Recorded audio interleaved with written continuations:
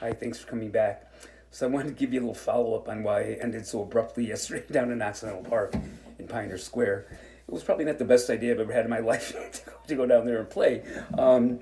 So when I arrived there, there was like homeless people throughout the park, and it's kind of a wide range when you say homeless because there's all kinds of different people underneath that umbrella, kind of like the LGBTQFC, ABC. They're very different. And I think the ones that are still in the parks are people that they're afraid to go to shelters for whatever reason, so they chose to stay out there. But there's a certain amount of them that are actually what I call the degens, right? Degenerates, and they're suffering from mental illness, surely, but they know enough where they will want to scare you or intimidate you. So I'm making myself a target. I'm out there playing, like you saw, and so I had a couple come up, and I'm pretty tough. I mean, I've been robbed, I've been assaulted, I've been sexually assaulted. Um, Funny story.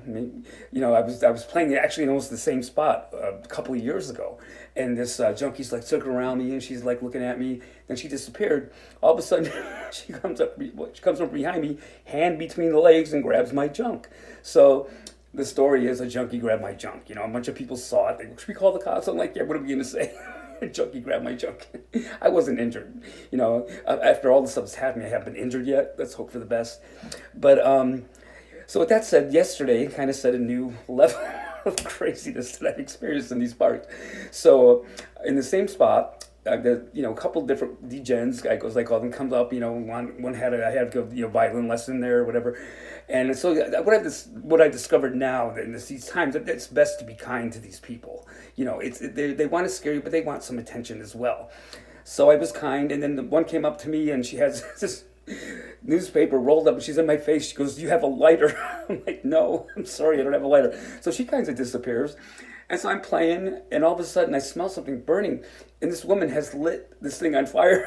She threw it at my feet. She must have soaked it in something because I couldn't get it out. So I'm just thinking that there's some scarier things besides the virus out there. And as we come back to our life, I think we're going to experience this. So being safe has taken a whole new meaning for me right now. I hope you're staying safe. Thanks for tuning in.